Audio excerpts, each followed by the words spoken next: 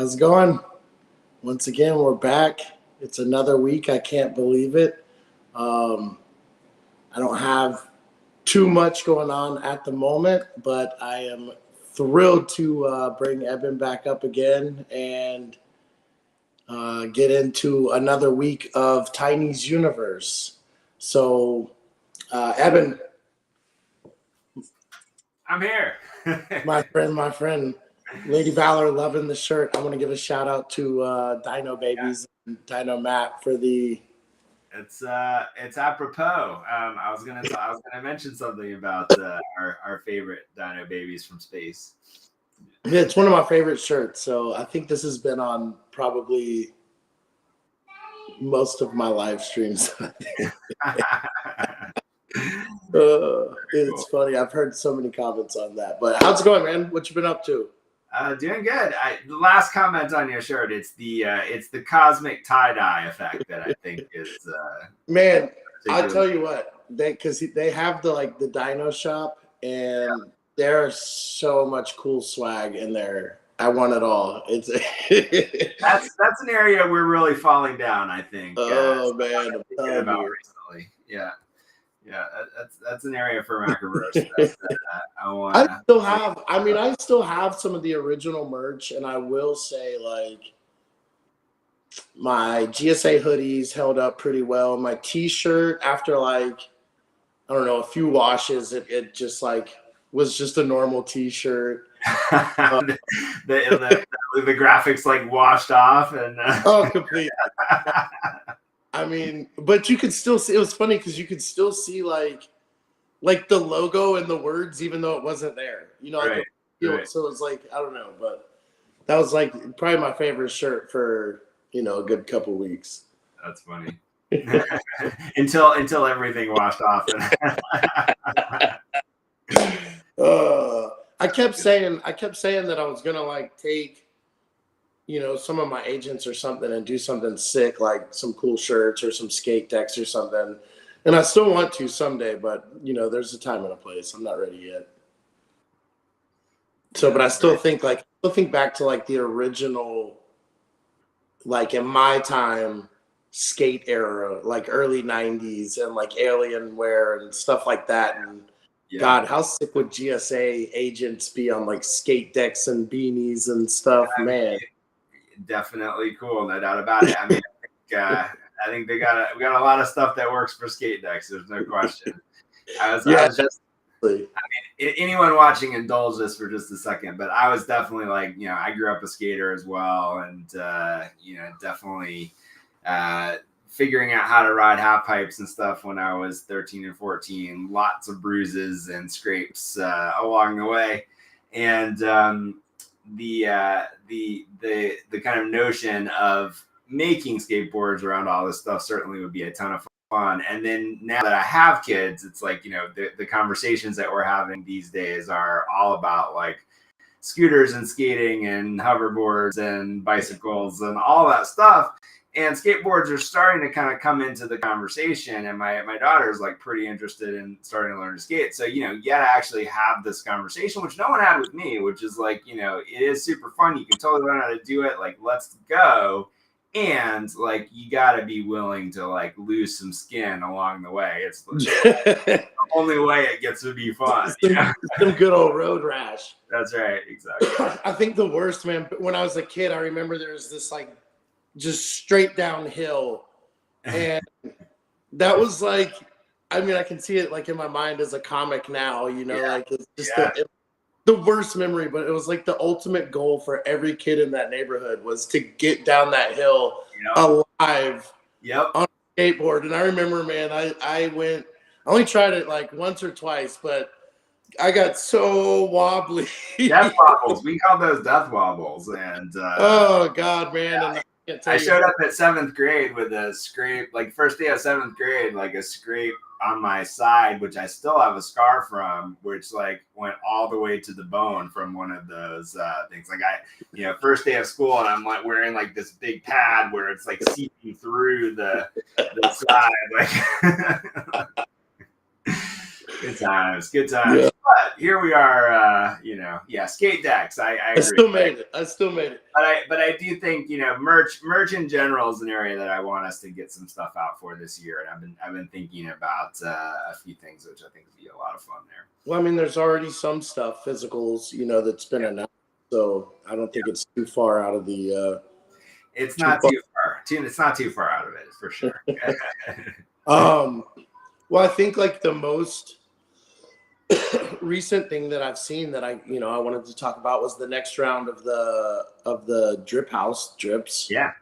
I've seen pretty cool sneaks on that. So yeah, we can definitely talk about that. What can we talk about? It almost looked like Bushidos to me. What all's in there? Not Bushidos, but good guess. So yeah, leaving it a little mysterious. I'm not going to say what exactly it is, but I will say I'm very excited about it. And one of the things that immediately was cool to me about Drip House, and we're just going to sing their praises some more over the course of this stream. But, the first drop went out last week. We had thought that we would put out the second one today, actually. So 7 days later. So basically, staying on that cadence. We delivered all the files for that probably a little later than we should have. So just, maybe 48 hours ago. And then immediately got a note back from the person that we work with over there who prepares everything on their end. And she was like, I'm talking to the engineers about this. I'll get back to you. So what I will say, which I am very excited about, is number one, they were very enthusiastic about, figuring out how to do it. And they've been amazing to work with. But number two, like, we're doing something that's never been done there before, which is, the thing I like to try to do, for better or worse. So it is going to come out on Sunday. So it's taken a couple of extra days to kind of get it worked out. And hats off to them. There's actually a decent amount of manual labor that they're doing on their team side to get it all up and ready and ready to go out. But this is going to put something that I love in the hands of 60,000 plus people on Sunday. So that makes me extremely excited. And then, what's even cooler is it's going to do it for free. It's going to do it for free. And we get to do some cool rewards. Like, so sorry to say that we didn't know this going in, but, you got knocked off the number one spot on the leaderboard. But drastically. And I don't even care, because I went to go knock them back out. And I was like, you know what? Yeah, it's all good. Well, what I didn't know, and what I think is super cool, is that that's actually a fund that they set up so that every first drop on Drip House, they give 20,000 droplets, as a kind of a, welcome to the platform, kind of a thing. So, it's what I didn't know, but have now seen, is like, you can just about go to any profile and look at the first drop since that was initiated. And it's like, that's pretty much the number one slot on every drop, because it's a nice little reward. So, so number two, Tiny, but still very much there. We do have something fun planned, which I believe will be part of this Sunday drop for the legendary and rare tiers. I think for legendary too, it's like the top 15 or something. Yeah, it's pretty decent number. And then we'll also, we've announced this a couple times, but we're going to do a raffle for every single person that contributed at least one droplet. We're going to give away an epic. So when we announce that, it's kind of 1.4 soul ish and 0.5 ETH ish in value, depending on what lens you're looking at it through. And with everything pumping right now, that only gets better and better. So every droplet is basically a ticket to win that epic edition. So for you, that's 1,500 chances or whatever. And then we're going to do something else fun with the channel, which, anyone that has been around a little while knows that I love to do, which is to do, kind of one-of-one derivatives of people's characters and PFPs. And so that's going to be some of the ultimates that we end up doing, is people that, kind of come into that slot will directly get in touch and say, who do you want us to, probably me, but us in general, who do you want us to make a character out of? And which I will say, like, as much as I'm addicted to physicals again. So Yeah.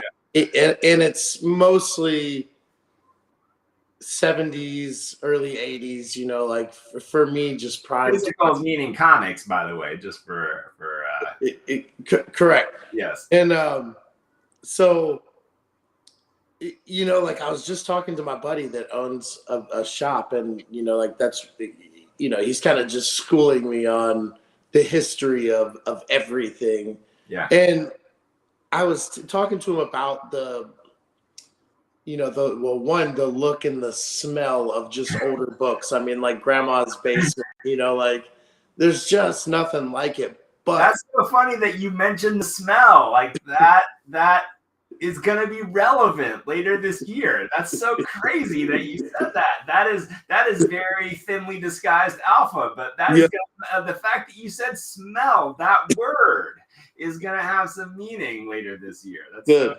Yeah. Good. It's like I got alpha. That's how I do it, unintentionally. No, but so I was telling him, like, there's just nothing like that. Even like the new ones, like as much as I was telling him, as much as I love like Matt's, like in this like phenomenal, glossy, just beautiful, vibrant, colorful print. There's nothing like the dots and the speckled pages, and I was telling him about your art, and that probably the 2 or 3 pieces that I own myself have got to be probably some of my absolute favorite art. And I went to show him, a lot of the stuff that you've done and how you kind of incorporate that like dotted brush in, and same. I mean, like just, he's a super fan, having never like seen your stuff. And I mean, kind of just saying that because it's like, man, what a reward. Anybody that has the opportunity for that. I don't think I've seen anyone ever come back and say, it's like, everyone's been flabbergasted, like so far everyone's been happy. That's true. But now you've given someone an opportunity, but you know what I mean? Like I want to see it. No one could do it, because it's like everything you've put out. I mean, it's like, especially verse, like anything that has like a before and an after. I mean, it's just unbelievable. I mean, so super reward. I do appreciate that. It makes me, actually, this is just, for context, anyone that's watching tonight or catching up with this whenever you catch up with it. So we don't really have an agenda. We're going to chat about kind of a bunch of stuff wherever it kind of takes us, and in the stuff that we're working on this evening. Sometimes we do have an agenda, but tonight we don't. But since you brought that up, let me actually talk about this for a second, because one of the things I love doing is talking to and working with other artists. Sometimes that's as a peer, and I love it when it is. And, being able to work with all the different talented creators that we've both been working with and are now working with. We're actually onboarding 2 new artists today, which have some relevance to Vogue. So more to come on that front. But some incredible talent that I just am super excited to be able to collaborate with.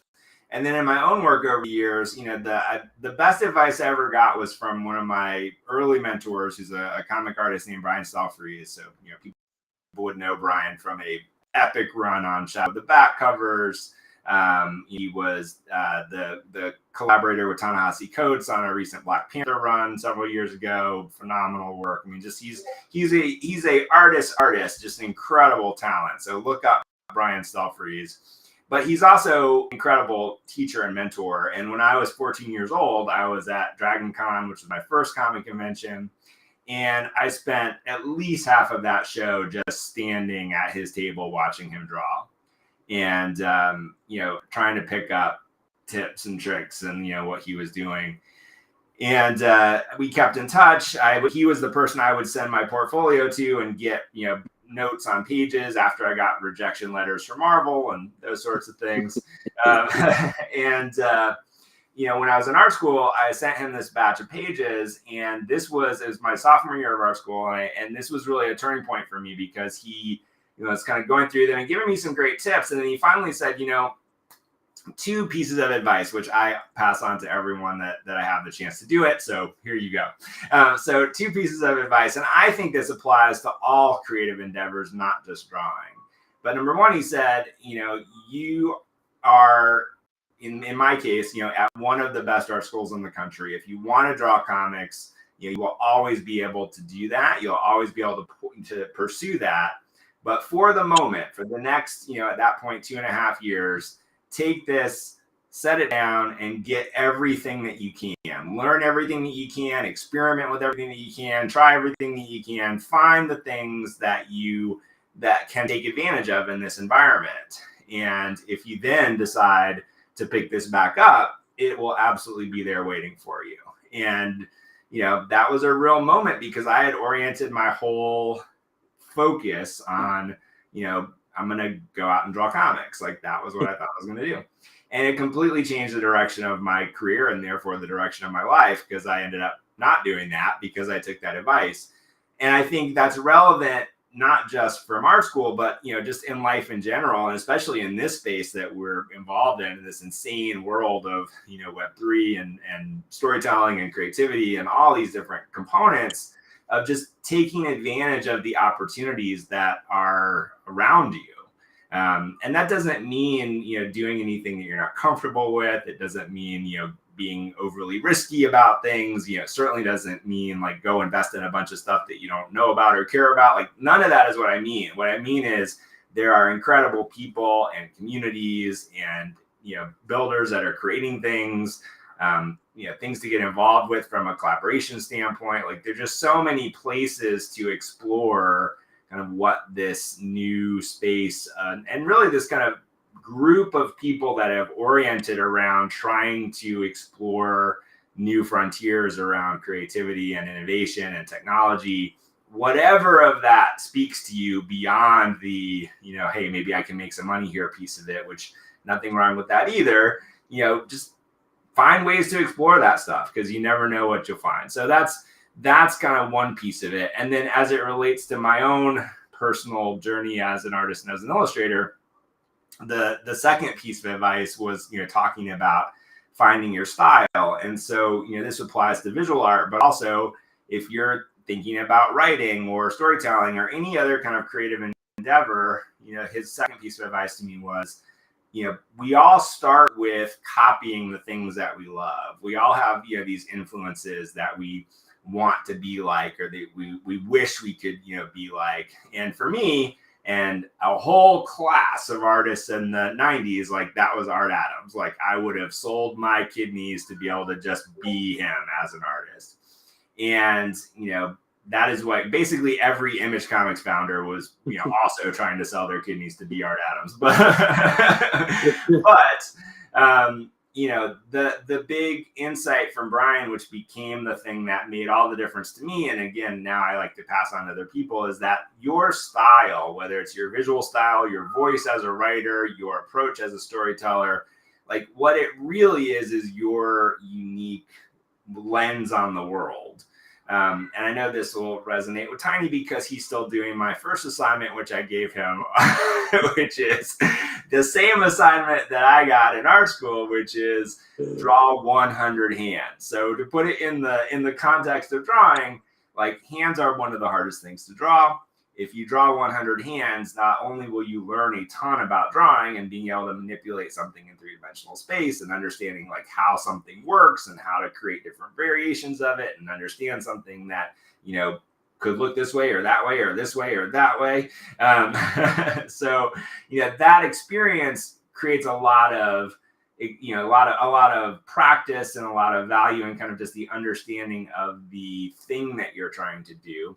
But also what naturally emerges is your specific viewpoint on that thing. And so the way you draw a hand in this context, that's your style. It's not trying to draw an Art Adams hand. It's not trying to draw a Jim Lee hand or, anybody else in the way that they do it. That's their style. They came to that style if they're, really genuinely presenting their own, kind of artistic interpretation of something in the same way. And it's like, that's the way they interpret this real thing when they put marks on a piece of paper. or if you're putting in writing context, like your experience in the world put out into the context of a character or a storyline, that's your unique viewpoint, which is your voice. And so for me, like the thing that where that has been the most impactful is, number one, not worrying about trying to have a style or create a style, but just kind of leaning into the things that I naturally like.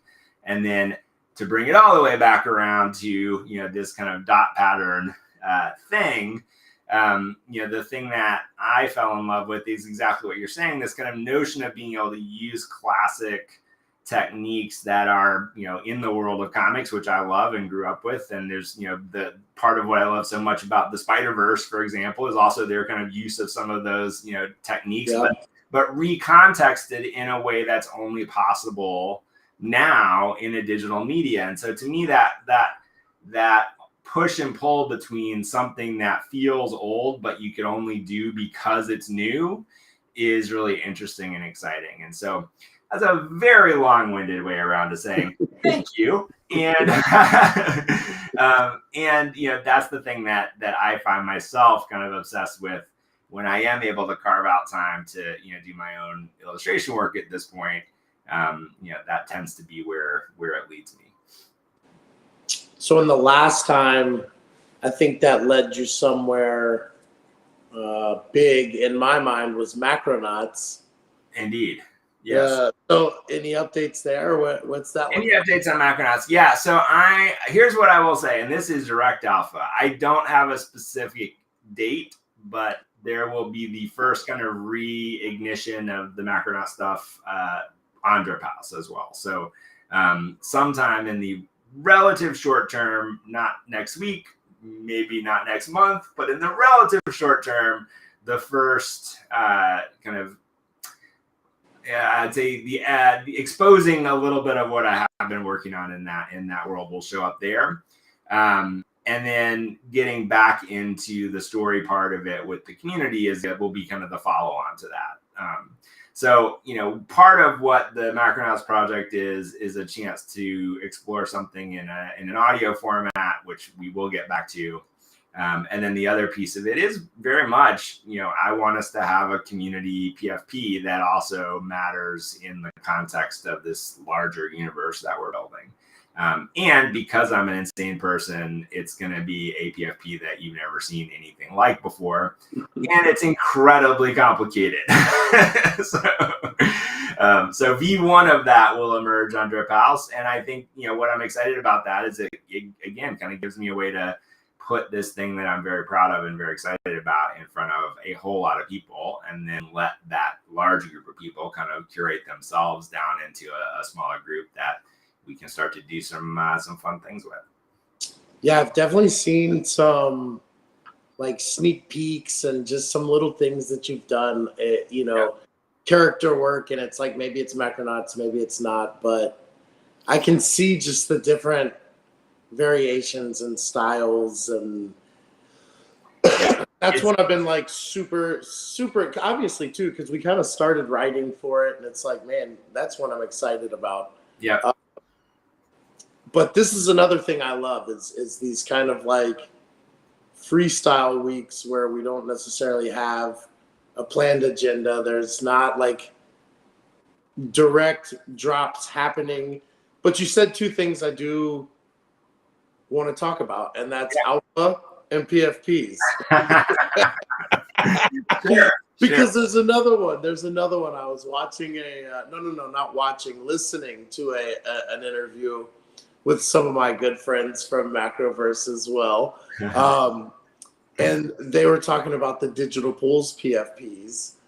And I know that they were also talking about round 2 of epics, and we've talked about that. So alpha wise, whatever I can get out of you here, do we plan on PFP drops first, epic drops first? Are they together? How's this working? Yeah. So honestly, like Drip House has caused me to rethink a little bit of some of this stuff, and it is kind of through the lens of, I love the notion of exactly what I just said, being able to expose a large group of people to kind of a taste of something, and then being able to hello.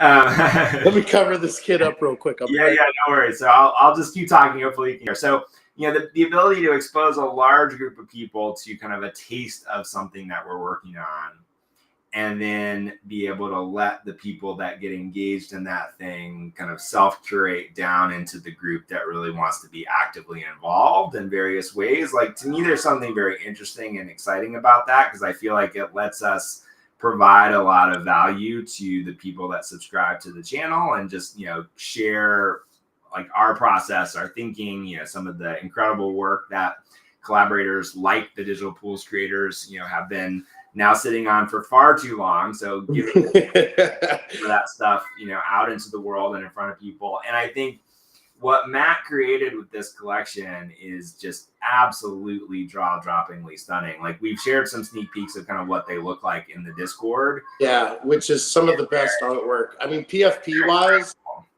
I don't think, like, in the Web3 world of PFPs, I mean, from what I remember, I mean, it's pretty rare to see a frontal, like, face-on a view, and then just the detail of every single different character was just mind-blowing. Yeah, and, they're spectacularly. I mean, they're just spectacularly good. So, and I think, if you don't know Matt's work, it's, Matt Stevens. He's the artist of Digital Pools. One cool thing about the collection too is, like, all of the PFP stuff that we do, and this is why, like, I even hesitate to call them PFPs, because they're so deeply tied into these larger story worlds and, kind of the other things that we're building. So, like, the direct connection, where it's not like, I think for us, it's not like, hey, let's launch a PFP collection, hope we make a ton of money, and then figure out what to do with it. Yeah.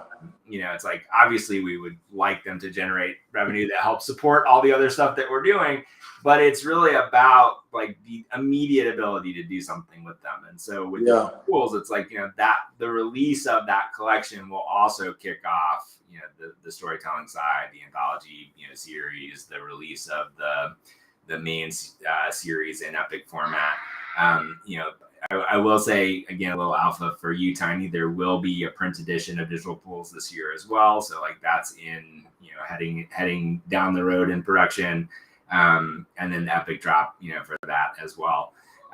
So all that, the Digital Pools, there'll be a lot of Digital Pools this year. And again, like, the character collection, the PFP collection is just, it is among the best that I've seen. Like, it is just absolutely stunning. So my total hat off to Matt. And honestly, like, it was him working on that made me decide that I had to do Macronauts, because I just felt like, I saw Steven put together the Zed collection, and, like, all the hard work that he did to make that look as incredible as it does.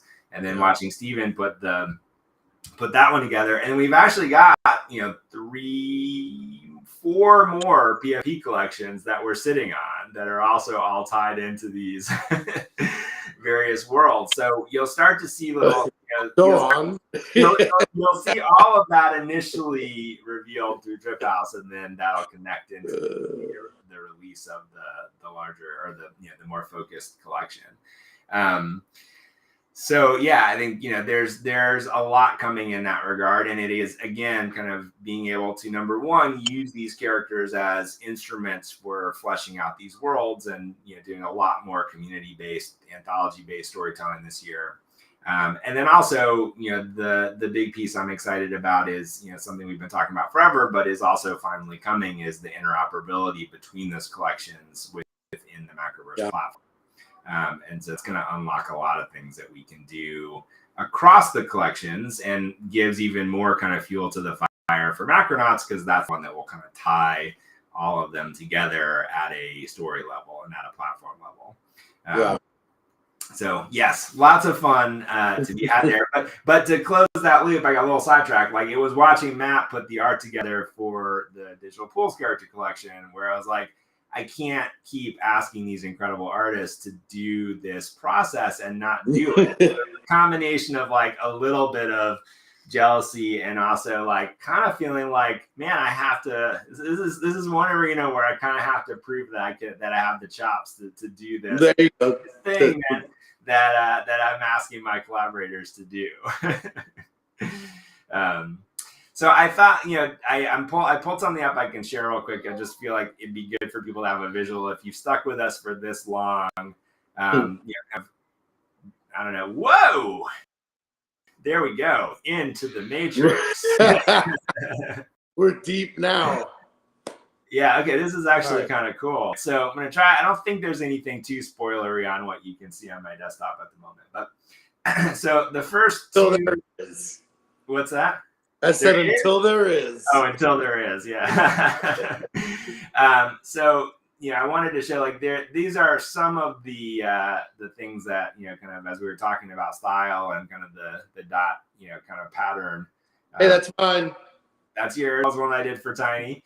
I actually did that on the train on the way to San Diego Comic-Con this past. That's one of my absolute favorites. Comic-Con. NFTs.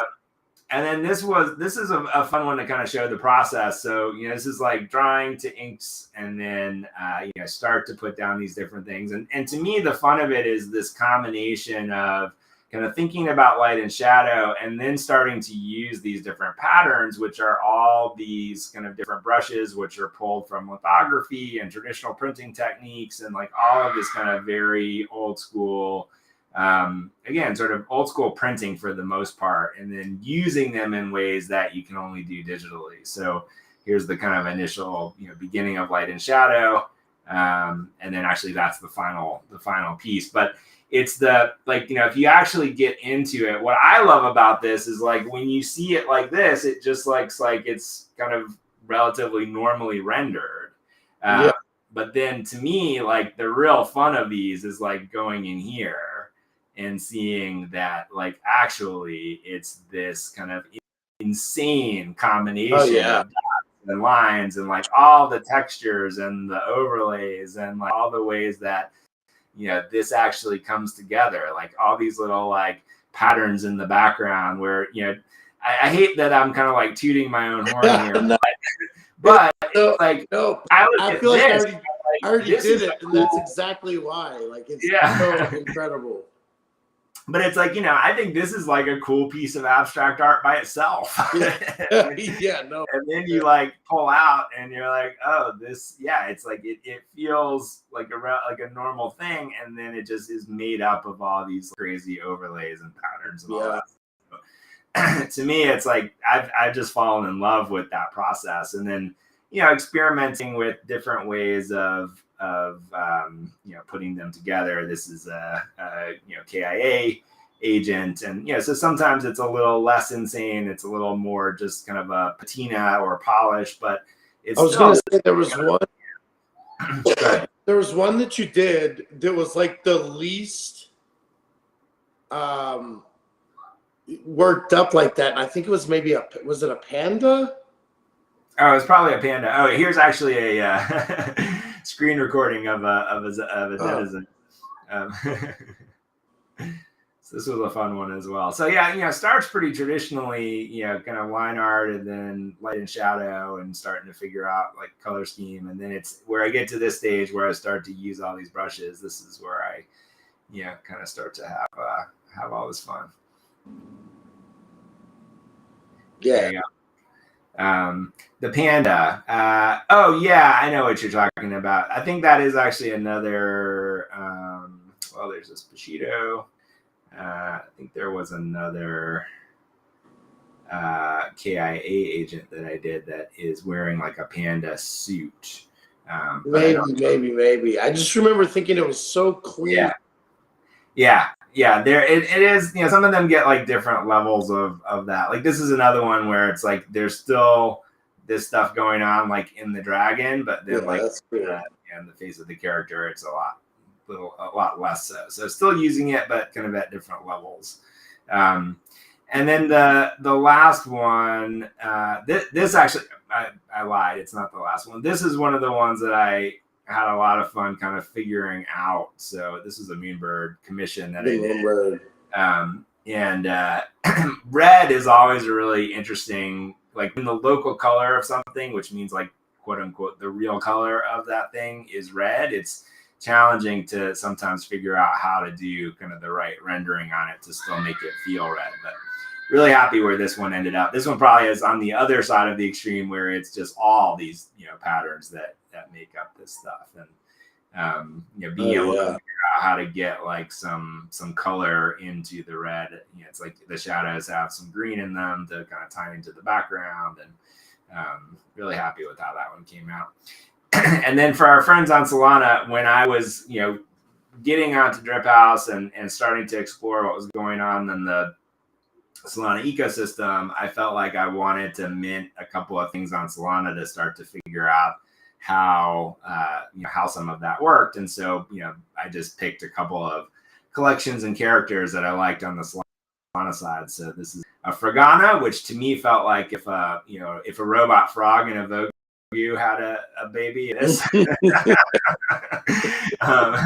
And did you say a robot frog? I did. So the Fraganas are these frog characters on Solana that have done really well this year. I actually really like the artist who makes them. But so that was a lot of fun, and to me, like the background here is another one that I just really love the way that came out.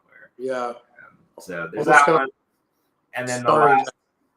Yeah, it's kind of Starry Night. And then the last one I'll show here is this is a Mad Lad. So we spent a good chunk of last year working on a bunch of story stuff with the Aurori project, which is one of the big games on Solana.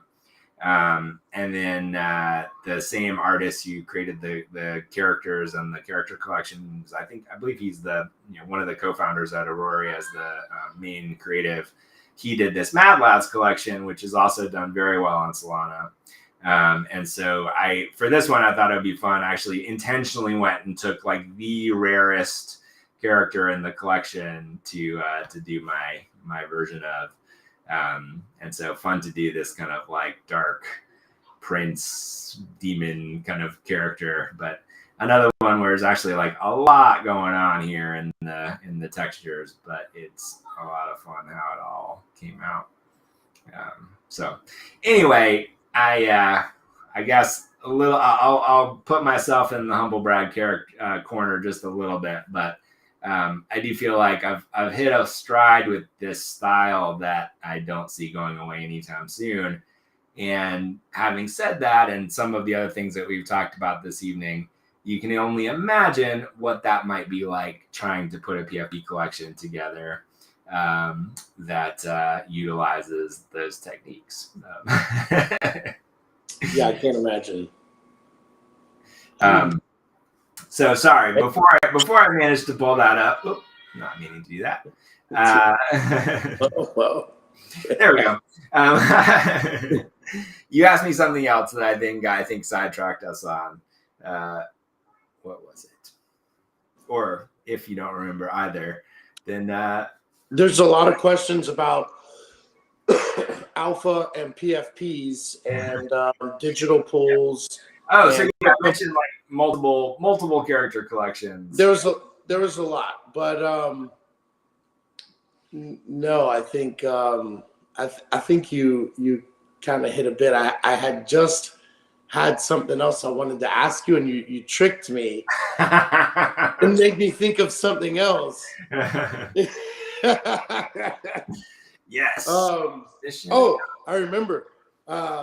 And this is alpha, if I can get it out of you. But one, I mean, and we haven't talked about it much on here, if at all. But Kickstarter and Von Dingles. Yeah. Oh, and, good. Yes. Curious one, obviously, how much of that we should expect on Solana and Drip House and that side of things, or is it, I guess, like the Web3 side of things in general, or is that staying 100% like Kickstarter, locked in Macroverse, and Von Dingle's team? Like what's, and then for those that don't know what that is, maybe. I'm having my own siege on the castle at the moment. Yes, love to talk about Von Dingles for a minute and give an update. So yeah, for anyone that doesn't know what we're talking about, Von Dingles is a Kickstarter that we did with Stupid Buddy Studios, which is the creator of Robot Chicken and a bunch of other phenomenal animated properties and projects. But I think probably most well known for Robot Chicken and kind of their fun and zany style of stop motion animation. But here I can actually share again for a second. So this was the Kickstarter. We put this together. It's the story of it's actually if you think about the humor of Robot Chicken, it's that but kind of for probably 12 to 13-year-olds. So there's nothing over the top. It's not quite all ages, but it's meant to be both a little edgy, but also legitimately kind of sweet by the time we get through the story. And so this is a sample of what the series looks like. We're full on in production at this point. And yes, it is the story of talking eggs that go on adventures and have their whole society. So Harv, who's one of the co-owners of Stupid Buddy and also the main creative force behind this, his concept initially was like, what if Easter eggs, the Easter eggs that didn't get found, what happens to them? And I'm just going to keep pressing the wrong button there. And the answer to that is, of course, they grow a civilization and they go off and have adventures. And so, we're well into production on the first kind of section of the graphic novel. We're still on track to deliver that to Kickstarter backers in July, as we planned on with the campaign. And I think with regard to the Web3 component, Seth Green is also one of the founders of Stupid Buddy. He's certainly not opposed to Web3 stuff, and I think everybody there finds it interesting. I think that this initial release is largely going to be traditional bookstores, comic stores. Yes.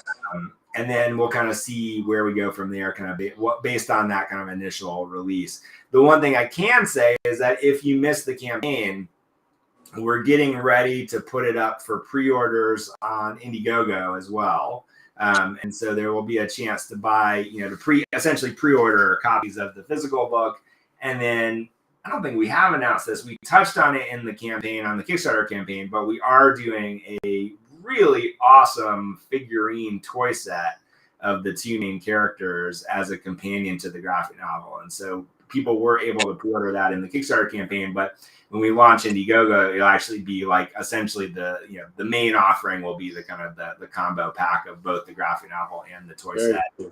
And they're coming out really cool. And like the villain in the Von Dingles is this is an egg that is half robot with this kind of glowing eye and these claw hands and everything. And of course, it's called the Pecker.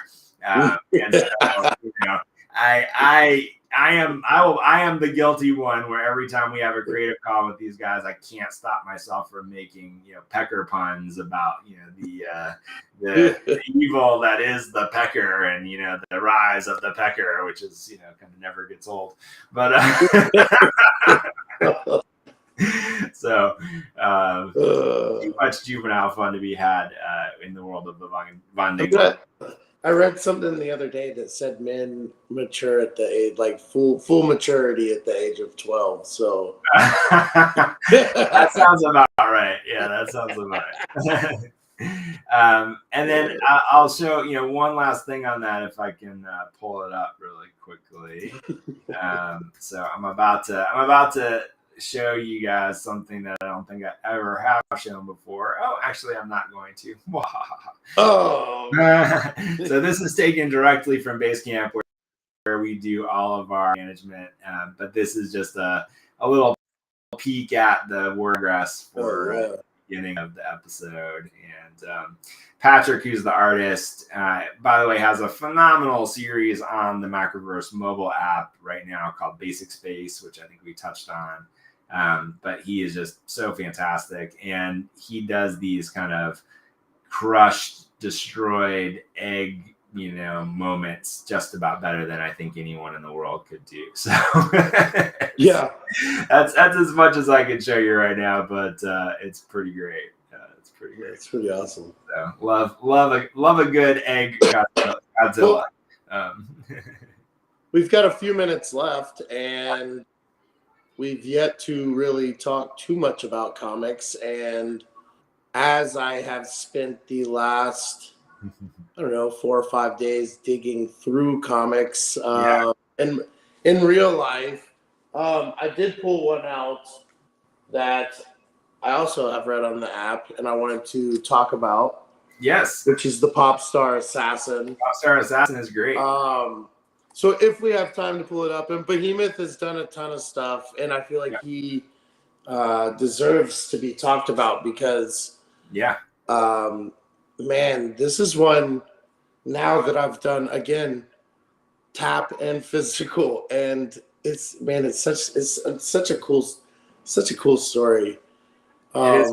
Yeah, but again, just another one that, for me has that kind of mafia, bloody, violence. Just you can't beat it. Yeah, I mean, one thing I love about that series, and it's a little point of pride that means nothing other than I just love it.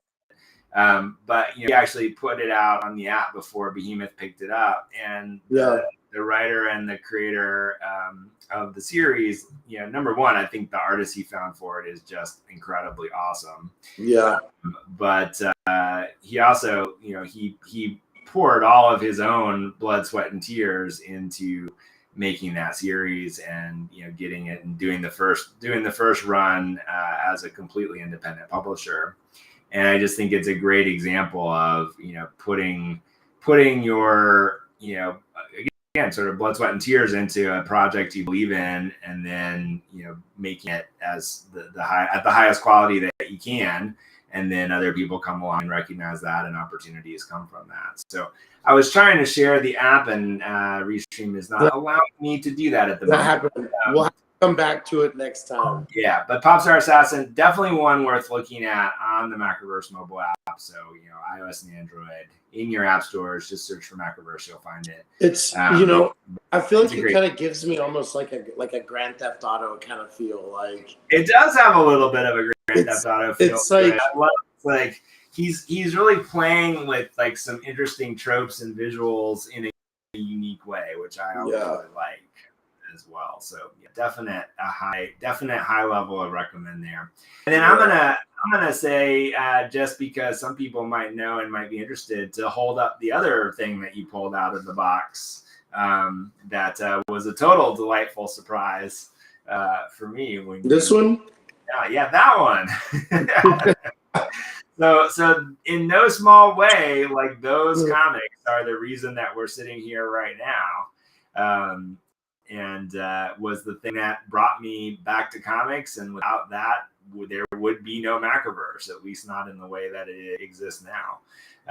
So that was, me sitting in this was actually in the transition period, going from the agency world to more writing, directing, and producing world.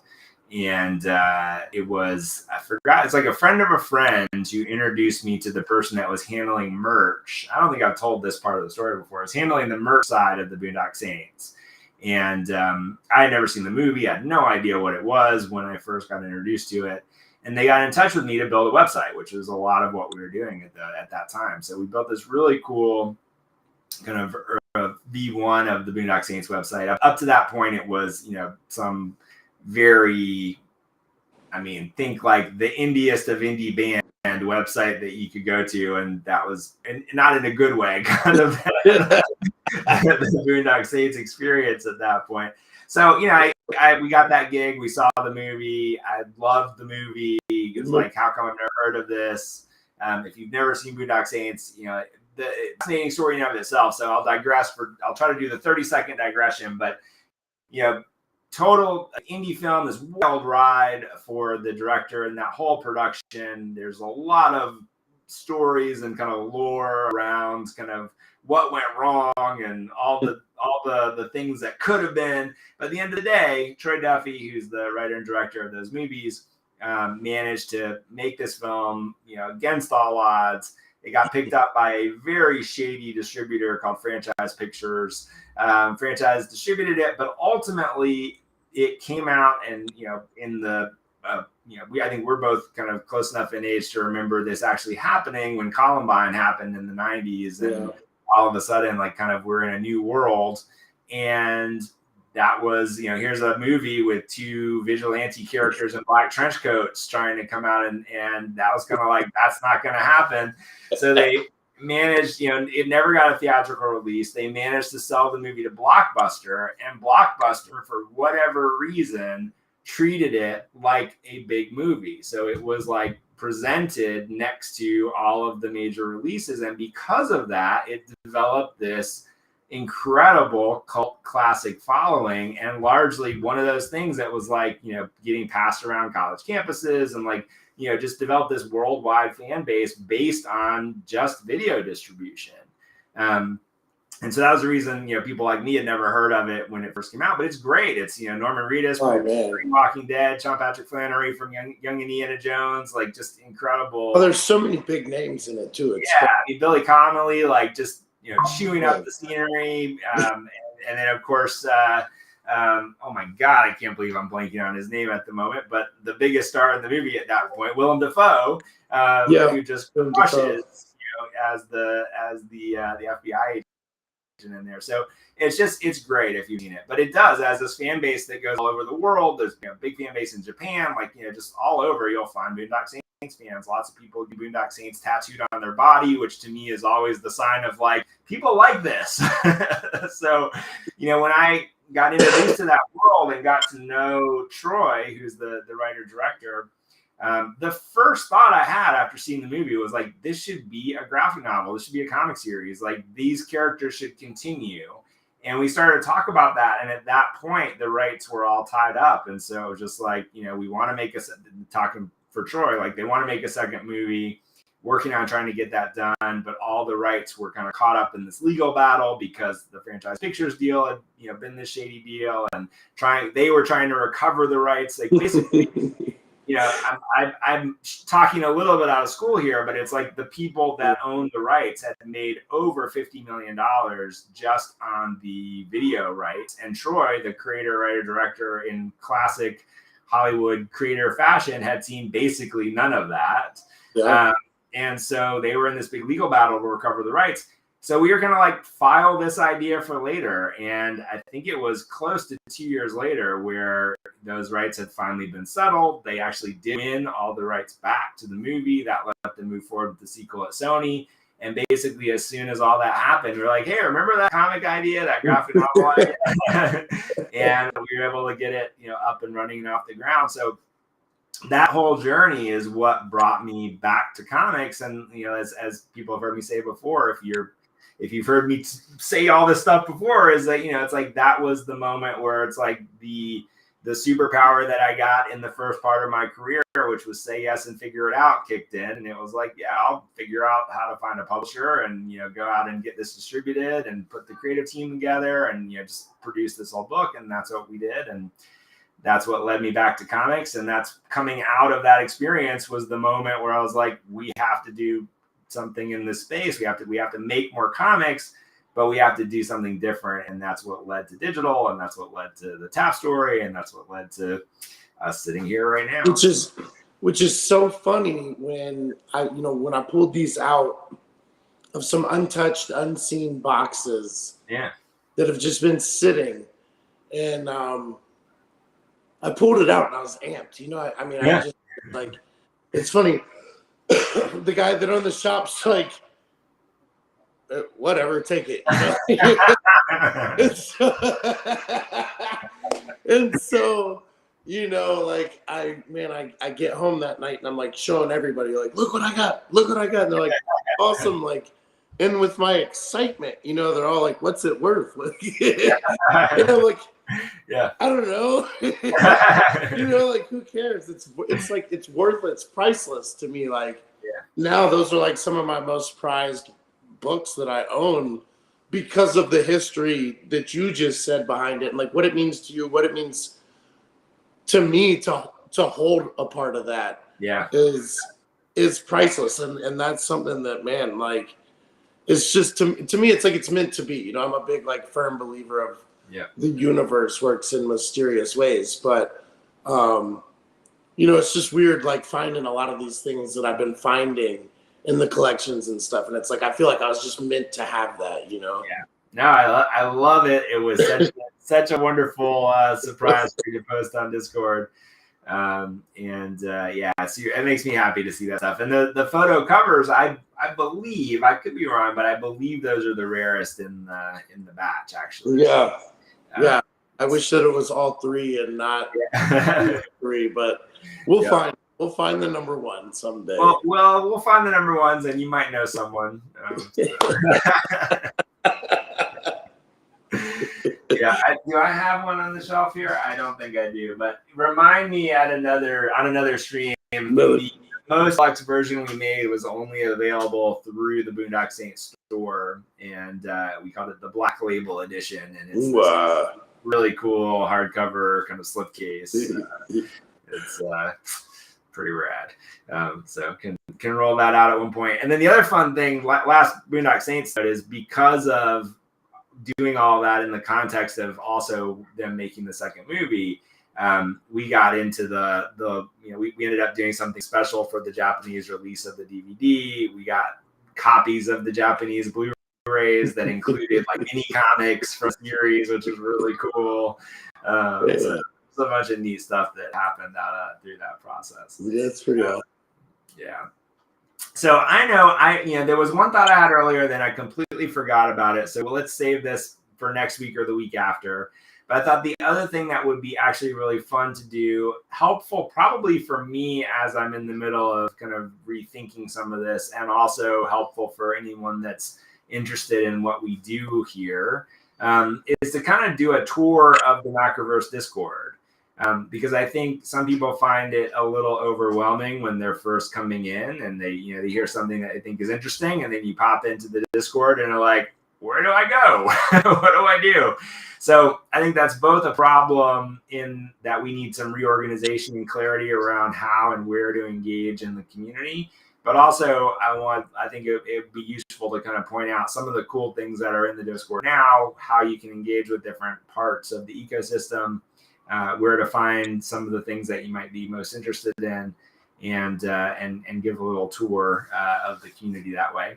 I can also wrap up with a little tease for we've got 3 new series, including Dino Babies. So talking about it being meant to happen, launching on the mobile app at some point next week. So there'll be 3 new series along with new episodes of Seasons and Billy Smoke and some of the other stuff that's been coming out there. There are new episodes of those up on the app right now as well. So new stuff to jump into. There is a new episode of Remind in your Epics today as well. So that announcement we got in the morning. And then a lot going on the mixed print side of things. So we touched on that more last week. So if you want to know more about mixed print and this digital physical one of X thing that we're rolling out this year, actually in pretty short order, initially with Titan Comics, but we're getting very close to announcing our first collectible vinyl partner, which is going to be really cool. And wow, do they have an amazing catalog as well. So very excited about that. But we're tinkering with the way we're releasing mixed print and the mixed pass. So if you're thinking about getting in early on the mixed pass, the way to do that is still to DM us in the Discord, and we'll hook you up with a nice little discount as well. It won't change any of that for anyone that's already decided to do that, or anyone who wants to do that. It only means we're going to give more for getting in early. So we're going to do a couple of things which we'll announce over the next week or so around that. And then more exciting stuff coming down the road. So I think final call to action here for me is, if you're not in the Macroverse Discord, then what are you even doing? Come in the Macroverse Discord. There'll be At a lot. At this point, you should just be ashamed of yourself. You're almost late. You're almost late. It's getting later for sure. The hour is getting later. So come into the Discord, say hi. Tiny's there. I'm there. Incredible community. Lady Valor, who, if she's still watching, is always there as well. Just a great group of people, and we would love to see you and connect with you and jump into all the fun stuff that we're doing.